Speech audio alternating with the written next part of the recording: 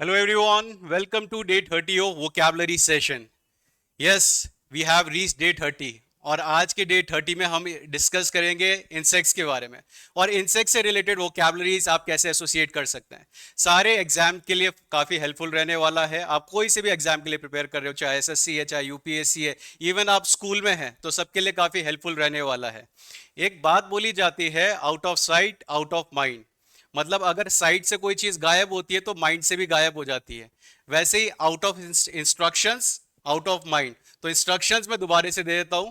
Session को आपको sequence में देखना है। जितनी भी आपको बातें बताई जा रही है या रूट्स बताए जा रहे हैं उनको पेन एंड पेपर मोड से देखें और नोट डाउन करें।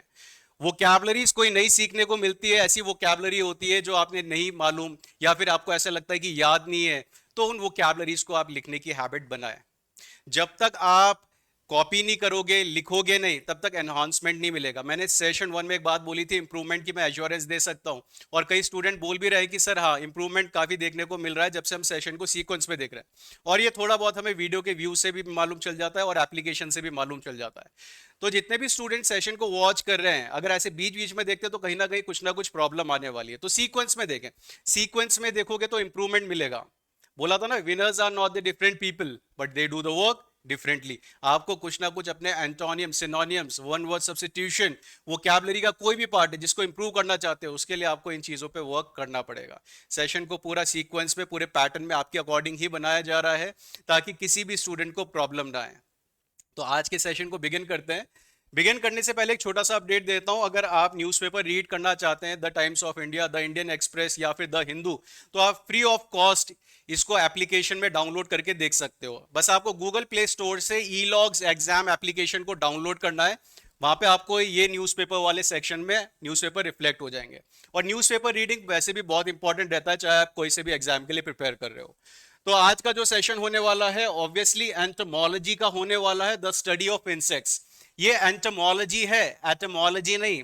हमारा जो सेशन होता है उसको हम एटोमोलॉजी बोलते हैं और यहाँ पे आया क्या है, एंटोमोलॉजी। सो एंटोमोलॉजी जो होने वाला है किससे रिलेटेड होगा, आपका इंसेक्ट से रिलेटेड होगा। सो सेशन को बिगिन करते हैं। सेशन 13 है, ओरिजिन्स एंड रिलेटेड वर्ड से बिगिन करेंगे, फिर आगे लेके चलेंगे इसको। अब एंटोमोलॉजी मैंने जैसे आपको बता दिया, इंसेक्ट से रिलेटेड होने वाला है। अब इंसेक्ट से रिलेटेड तो होगा, बट इसमें वर्ड्स को आप किस तरीके से कनेक्ट करने वाले हैं और किस तरीके से आप कर सकते हैं, उस पर हम डिस्कस करेंगे। तो फर्स्ट बिगिन करते हैं, cutting in and out. Flies, एक बात लिखी गई है, इसको पढ़ते हुए मैं आपको समझा भी देता हूं। यहां पे लिखा गया है फ्लाइज, बीज, बीटल्स, वॉस्प्स, मतलब मधुमक्खियों के बारे में बात हो रही है। And other insects are segmented creatures. ये सारे के सारे कैसे होते हैं, सेगमेंटेड क्रीचर्स होते हैं। इनका हेड होता है, थोरैक्स होता है, एब्डोमेन होता है। अगर आप किसी इंसेक्ट को देखते हो तो आपको देखने में ऐसा लगेगा कि वो जुड़ा हुआ है। उसके लेग अलग जुड़े हुए दिखेंगे आपको, उसका हेड अलग जुड़ा हुआ दिखेगा। आप जैसे एंट्स को देखो, जब आप एंट को देखते हो तो एंट में आपको क्या दिखता है, उसका चेहरा थोड़ा अलग सा दिखेगा, ऐसे जोड़ा जोड़ा हुआ है, पतला सा जोड़ दिखेगा आपको। वैसे ही उसके आपका लेग में ज्वाइंट दिखने वाले हैं, तो अलग अलग सेगमेंटेड में दिखेगा। इसीलिए उसको नाम क्या दिया गया है, इंसेक्ट्स दिया गया है, क्योंकि वो सेगमेंट से बना गया है। जैसे यहां पे भी आपके सामने दिख रहा है तो इसका एक फेस अलग दिख रहा है, फिर यहां से सेगमेंट इसका यहां पे ये लेग वाला जुड़ा हुआ है। तो वैसे ही उसी के बारे में आज स्टडी करने वाले हैं। तो यहां पे हमारे पास हेड है, थोरैक्स है, एब्डोमेन है। मतलब क्या बात बोली गई है, अगर इंसेक्ट्स को देखें तो इंसेक्ट्स में आपके पास देखो एक हेड होता है, हेड के बाद उसका ये जो पार्ट होता है थोरैक्स होता है, ये जो बीच का पार्ट होता है उसे थोरैक्स बोलते हैं। और ये जो होते हैं इसके लेग्स वगैरह होता है नीचे की तरफ।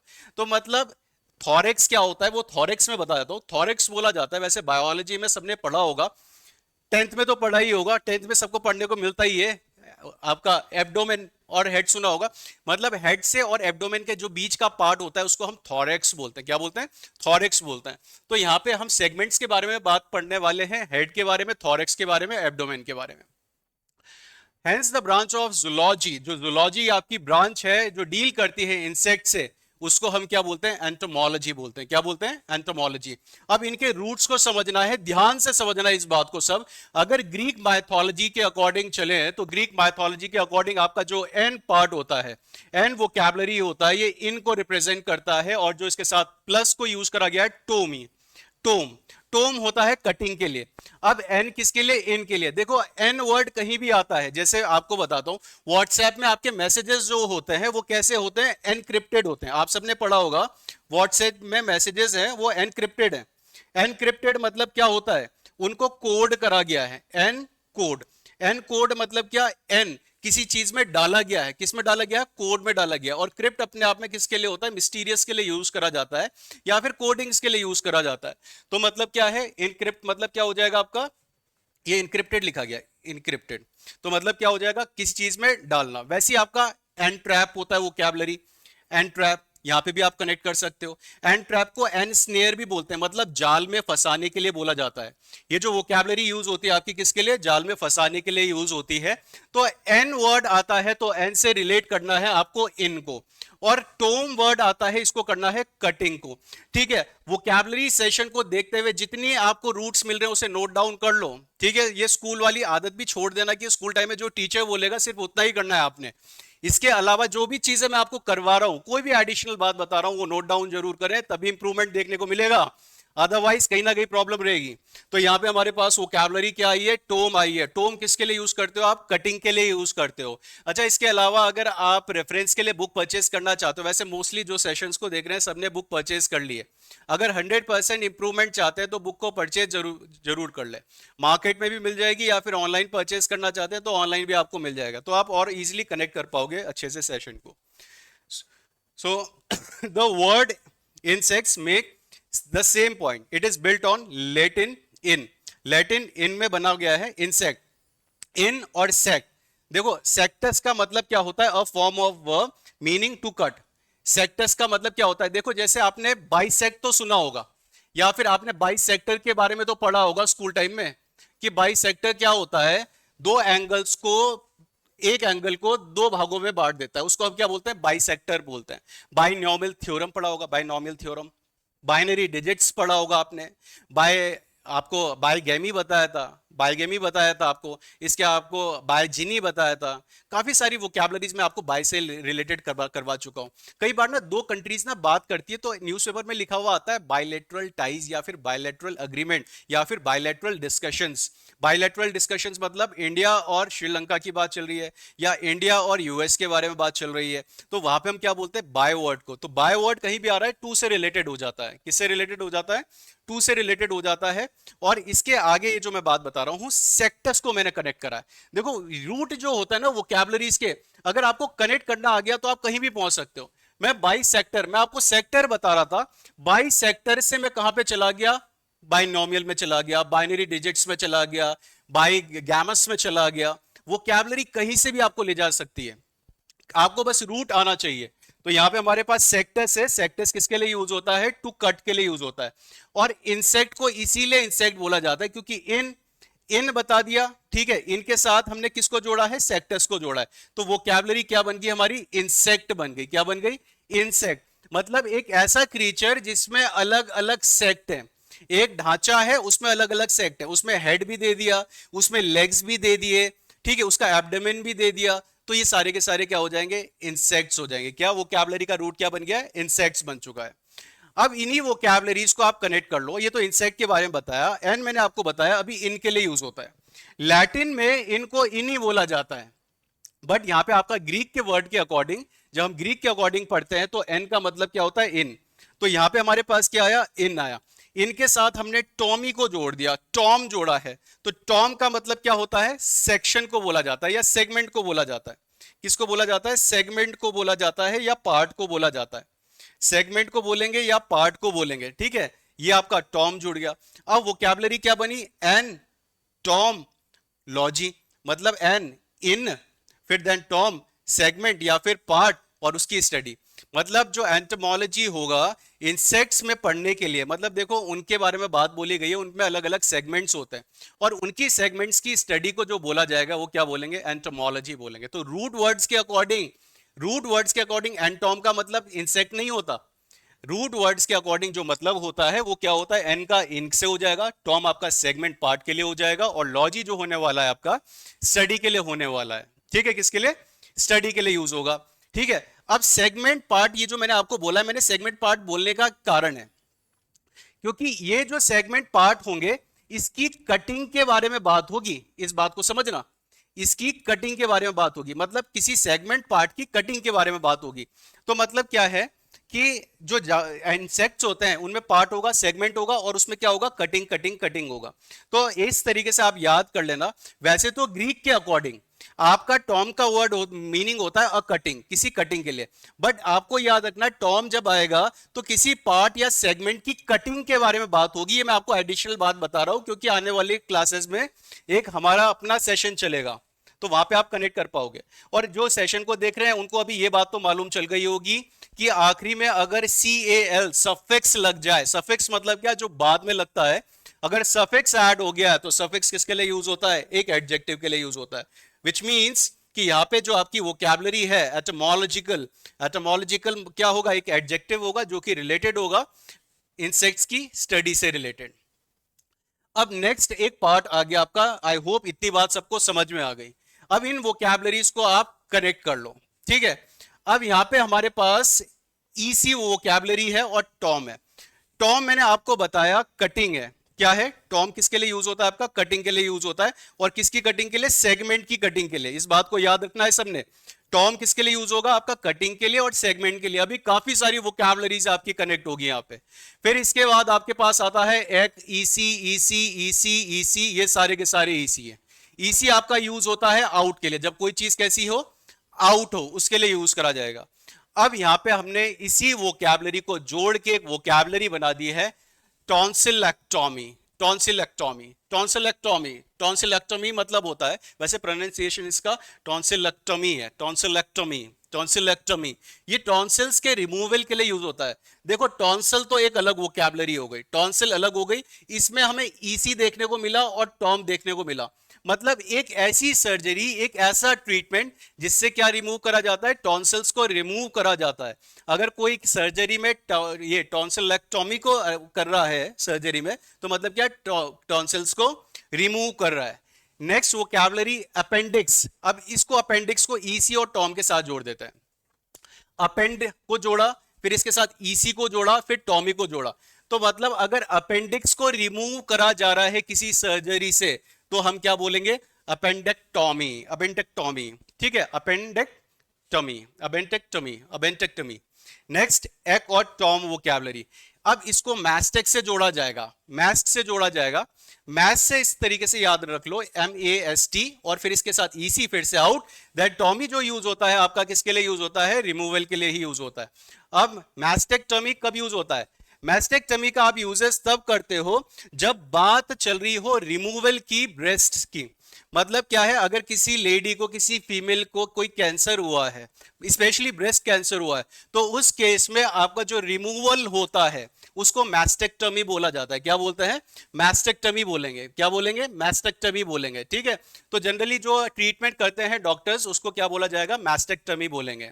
Next vocabulary is historic. अब हेस्टेरिक को इक और टॉमी से जोड़ेंगे। अब हेस्टर वर्ड आया और फिर इसके साथ एक को जोड़ा है और टॉमी को जोड़ा है। तो यहां पे अगर किसी फीमेल का यूट्रस या फिर यूट्रस रिमूवल हो रहा है तो उस वाले केस में हम किसको यूज करेंगे, वोकैबुलरी को, हिस्टेरेक्टोमी, हिस्टेरेक्टोमी, हिस्टेरेक्टोमी। वोकैबुलरी क्या होगी, हिस्टेरेक्टोमी।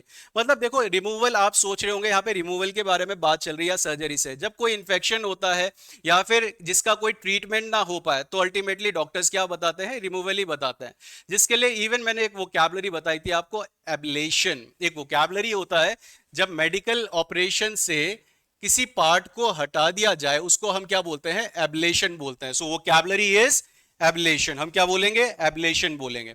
सो वोकैबुलरी एब्लेशन हो गई, बट यहां पे अगर यूट्रस को रिमूव करा जा रहा है दैट इज हिस्टेरेक्टोमी।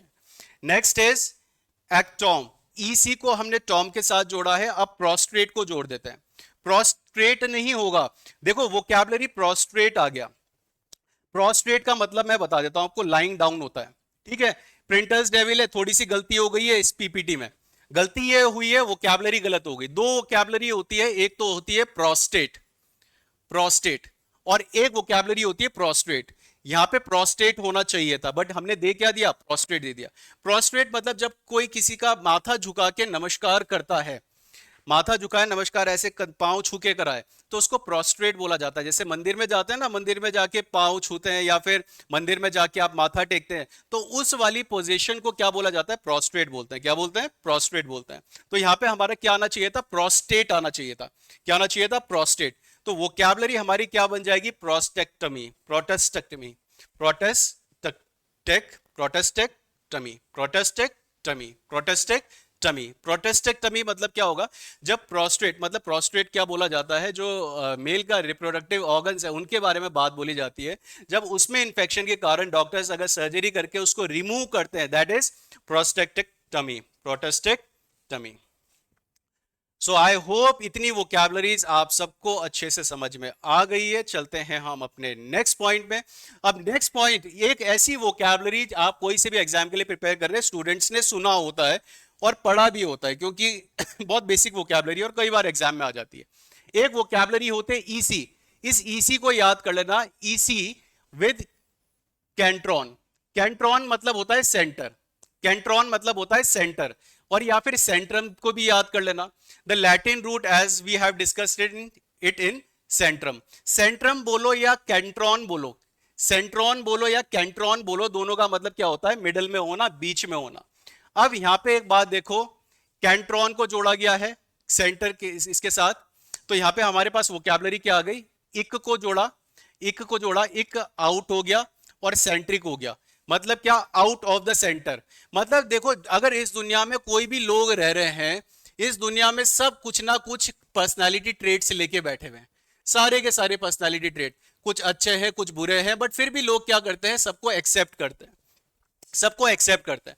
बट अगर इस वोकैबुलरी में एक्सेंट्रिक वोकैबुलरी आ जाए, एक्सेंट्रिक एक ऐसा इंसान होगा जो बिल्कुल ही अलग होगा, बहुत ही स्ट्रेंज होगा, उसकी हरकतें बिल्कुल अलग होने वाली है, तो वैसे पर्सन को हम क्या बोलेंगे? एक्सेंट्रिक बोलेंगे। क्या बोलेंगे? एक्सेंट्रिक बोलने वाला है। तो एक्सेंट्रिक मतलब क्या हो जाएगा? एक मतलब आउट होता है, जो सेंटर से ही आउट हो गया, जो सेंटर से ही आउट हो गया। देखो जैसे ये मैडम है, ये मैडम बिल्कुल अलग ही हरकत वाली है, तो यहाँ पे ये जो मैडम है इनके अकॉर्डिंग हमने वोकैबुलरी क्या बना दी? एक्सेंट्रिक बना दी है। So hence deviating from the normal in behaviour, मतलब नॉर्मल नहीं है बिहेवियर में, या फिर एटीट्यूड में, या फिर अनकन्वेंशनल है, या फिर ऑड है, या फिर स्ट्रेंज है, उसको हम क्या बोलेंगे? एक्सेंट्रिक बोलेंगे।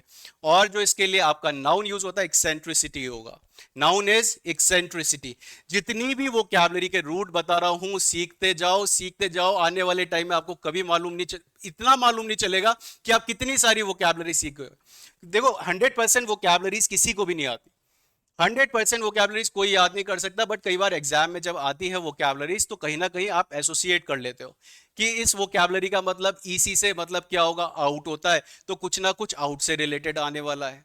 वैसे ही आपको एन बताया तो एन से मतलब क्या होता है? इन से रिलेटेड होता है।